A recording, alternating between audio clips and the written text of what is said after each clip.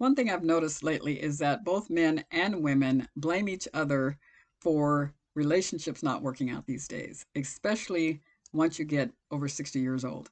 Today, we're going to be talking a little bit about that and what we can do to make things better. Welcome back to It's Never Too Late to Date. We are the channel about dating after the age of 60. And animosity is the big word of the day that I've been thinking about a lot. And I talk to friends of mine as well as clients who are looking for companions. They really want to find somebody, but they're stuck. They're stuck with the memory of experiences that they've had in the past, and they cannot get past that. And what happens is they are thinking that all men are just like the guy that they just had an experience with.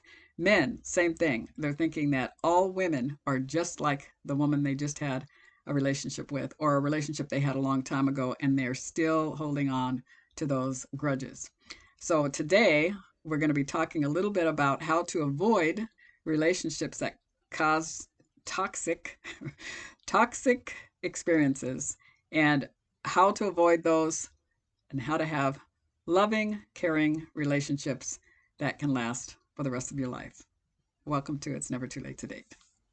What we're talking about today can be true for any type of relationship, whether it's just friendships or whether it's romantic relationships.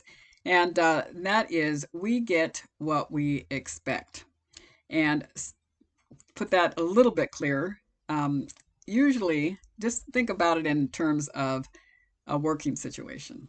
You go to work, you have a boss that you feel doesn't treat you very well or doesn't give you raises when you want them, doesn't listen to what you're saying, doesn't really respect your opinion. And a lot of times we are thinking of them that way. We kind of create how they see us. And try this tomorrow if you're still working, but try this in any relationship that you have. Think of somebody that you have animosity with or you have a problem with, that you seem like you're always clashing with, and somebody that maybe you're going to see in the next couple days or you're going to talk to them on the phone. And try to sit back and close your eyes and think about that situation going really well for you. Visualize that you're getting along, that you actually feel that you actually care about that person, and that you're expecting the best from them, and that they're loving and they're listening to you and they're doing all those things that feel good, that make you feel important. And spend a little bit of time doing that. And you may have to do that a couple days in a row, maybe a little bit longer. And the reason I say a little bit longer, because one thing that happens is our brains remember things. And once you have a picture of somebody in your head, automatically you go, if you've had some negative experience with them, your brain goes to the negative about them. There's usually positives about everybody, but our brain doesn't take us there. It usually takes us to the negative. And then you remunerate about it. You're thinking about it. And so the next time you see that person, you get what you expect. They're just exactly how you've been thinking about them. So try thinking about the good things about the person. Everybody's got something good. I know a lot of people say, well, there's nothing good about that person. I can't, so the first time you try to envision them and envision an experience with them of being a good experience, it's hard because you start thinking good things and then your brain goes, yeah, but remember what they did to you last time, or remember what happened 2 years ago, or remember what happened. And so you've got to, consistently be pulling your brain back out of that negative thing. It's not a lot of work. It's not hard work, but it's definitely something you have to be aware of the negative talk that goes on in your head about certain people and certain things.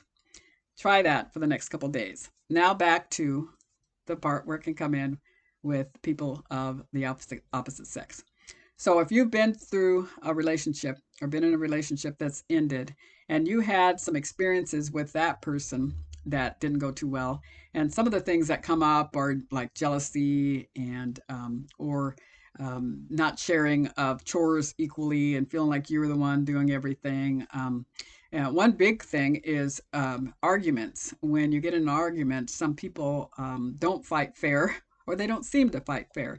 And one thing that I've noticed is that words Everybody uses words differently. And just an example, David and I, there's certain words that mean things to me and they mean something totally different to him. And all of us get offended by the way someone uses a word when they don't mean it in a offensive way, and vice versa. I've noticed that both of us have certain things that trigger each of us, in different ways. And so we've had to work through that and talk about things, and because in your past, if somebody came up to you and made a comment about your nose. And when you're little or when you're younger, people are just more out there and they tell you exactly what they feel, or kids make fun of, and you carry those things in your head. So there's things that I don't know about that may have happened to David when he was younger. Same thing, David doesn't know about the things that happened to me when I was younger. And you use a word, and it just triggers you get offended by certain things that people say when there was no offense meant. And we always are dealing with that type of thing. People getting offended by things that the other person didn't mean anything by it, but you take it that way based on your past experience. And so we have to be sure to stop and think about, first of all, if this person cares about me, I know he cares about me, or I know she cares about me, and she wouldn't say anything to hurt me. And it's hard for us to do that, but it's really easy for us to say, well, he doesn't love me at all, because if he did, he wouldn't use that word. Well, if he doesn't know, or if she doesn't know that that is offensive to you, then you've got to somehow talk it out. Don't make assumptions when people say things. And there's a phrase that I've been using a lot, and it came from one of my favorite series that's come out, and I can never read. Ted Lasso. That's the name of it. Ted Lasso, and the he got it from somebody who's written a lot of literature, and the verbiage there is be curious, not judgmental. And if somebody says something or acts a certain way with you, instead of right away going to judgment as to why that person, making up something in your head, why that person has said what they said or done what they've done, instead ask a question. Be curious. Not necessarily, why did you say that? Is just, oh, did that happen to you in your past? Or was that an offensive word to you when you were growing up? Or was it okay? Did your parents, talk that way to each other? I mean, there's certain different ways you can bring things up, but not in a judgmental way, but more in being curious about each other. And when you're curious, you can learn something about the other person, be and understand. And when you do that, you become closer and closer to each other, because then you're aware. You're aware of who they are and aware of why they respond in certain ways, not in others. Everybody has different love languages or pasts that they have dealt with.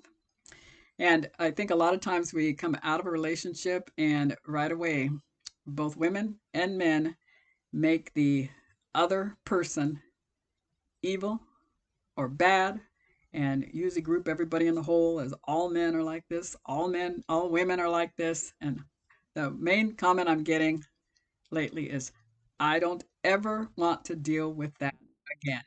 And so people will stay out of relationships because they don't want to have to deal with the hurt. They don't want to have to deal with another person's stuff. That's all I can call it. So let's be mindful of each other. All of us that are wanting to be in a relationship at this age, we want companionship, someone that you can share your time with and feel good about that time that you have with that person.